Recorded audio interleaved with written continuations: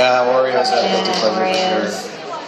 I don't know. I don't really feel that guilty about most of my pleasures, to be honest with you. I just kind of go for it. What about a gay time? I think this is a very good question, and it's for Andrea. When you're voicing conversations between Fluttershy and Pinkie Pie, are they done simultaneously, like in the same recording, or separately? It's all at once. It's just go for it. At the very beginning, when we're just getting our footing, sometimes we'll go through, and if there's a really, really long passage, I'll do a run of back and forth, and then we might do one of each. But these days, yeah, I just go for it. It's fun to watch. If someone said that we have people on dirt bikes in flurry jackets delivering our mail, what would you say? I would say at least you have people delivering your mail. Seriously, they just announced in Canada they're going to stop door-to-door delivery of our post nationally. There's just no profit in it. That's their reasoning. I think that's foolish, but at least you have mail. So if you could be a pony, would you be a Pegasus, unicorn, or Earth pony? Alicorn. Alicorn.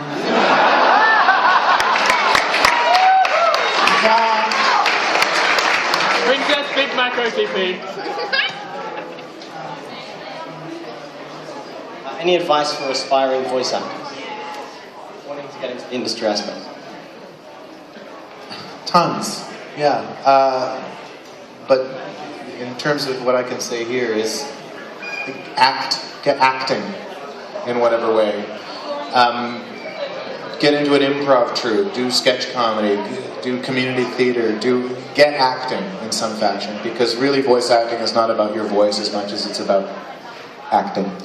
So find a way to learn how to deconstruct a scene, find a way to learn how to present yourself in a scene in a way that an audience is going to respond to.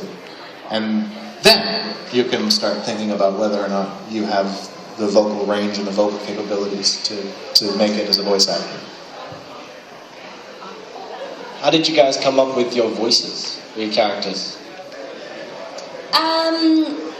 When I auditioned, there was really great character descriptions, so I just went with that and kind of, Pinkie Pie, high energy, fast talking, so I went quite high with her, as you know, and, Fluttershy, shy, so that's where that came from, and then, it evolves, you work on it with the director and it changes, so. Yeah. Essentially, but substitute Big Mac information. But yeah, they gave me a good breakdown and you just kind of go, okay, well he has to be like this. And you first impulse, in my case, and because I didn't have a lot of time to prepare because I was auditioning for that day. Yeah, and I mean, getting cast in things is so tricky because it doesn't mean that you're better or worse or whatever. Sometimes it's, they're looking for that blend of all these different character voices, and especially in a show like My Little Pony, they're looking for 6 main character female leads that are all going to work together. So that's a tricky thing. So you may go in and you have a great read and a great voice, but it doesn't mesh with the rest of the cast. There's a lot of things to consider. I had an experience of auditioning for a supporting role on season 4, and I don't know if it's aired yet, so I can't be more specific. But I remember making all these good choices and thinking, okay, yeah, this ought to be how this goes. This is the way the scene is working. So here, this character's going to be this way. There, the character's going to be that way. And I didn't get the job. And so I went into the studio, because Big Mac was in that episode. I went into the studio and was standing next to the actor that did get the job. And I thought, okay, cool. I want to really listen to what he did that made him get the job. And as far as I could tell, he made every single choice exactly the same way that I made it, except he just had a little more quaver in his voice than I did. But that was it. And so that's the difference. Like, it's that subtle. The performances were basically the same as far as I could tell.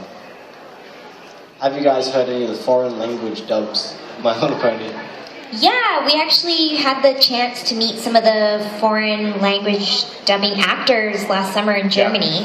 We met Nelly Heed from Sweden and Julie from Vasquez from Belgium. And Michael, so we heard Michael their Pan from Germany. Yeah, so we heard their voices. It's cool. Yeah. This is one for Peter. Yes. Because you have your line up, which is repeated all the time. Do you record that each time, or is it just the same one? No, I go in every single time and record every single yup. And usually I do 4. Terry, our director, he likes to get several takes of me every single time. I think because he likes to torture me slightly. Yep.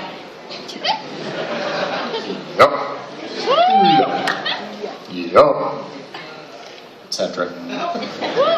So because of the show and the community, there's been a lot of cool things done for like charity and all kinds of causes. So the question was, what is your favourite thing that the community has done so far? Well, something that was close to my heart is last year I did a bike ride called the Ride to Conquer Cancer, and basically we raised over $20,000, and that was all the Brony community. So it was absolutely incredible. So thank you. It was amazing. I'm really fond of a charity called Bronies for Good that has been doing some work in Uganda, which is a place that I've been, and I respect that they're doing a lot of good work for that country because it needs some help in some ways. So there you go.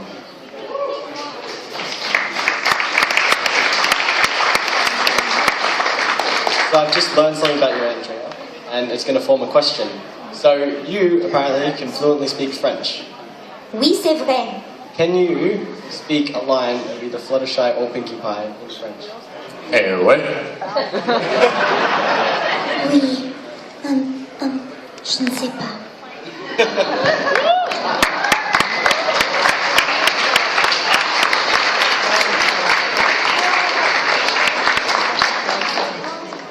We're also, I believe, running out of time, so we can only have a couple more questions, I think.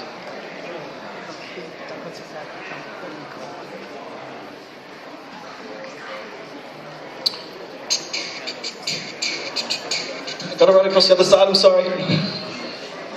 There he goes, Mr. Australia. How did you guys find out about the Brony community? Online. I was in the studio actually, and Jason, one of the directors, said, "Oh, you know, there's this thing called Bronies."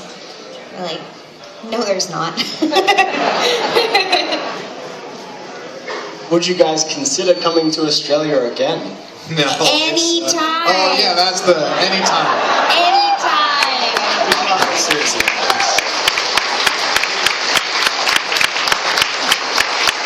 In a heartbeat. Absolutely. Although it doesn't, you can't get here in a heartbeat though. It takes longer. Yeah, it's so worth it. Yeah.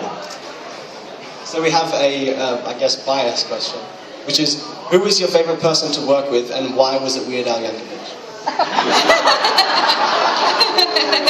I did really enjoy working with him. He was great. He was just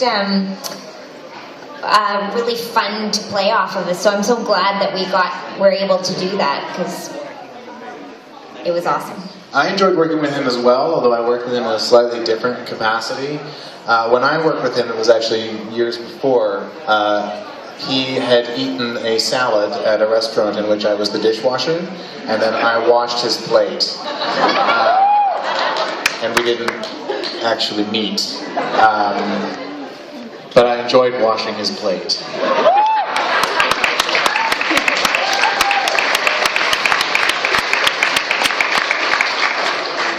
Was working on the movie different from working on the show, and if so, how? It took longer. Because it is longer? Yeah. Oh. And yeah, I mean, same people, right?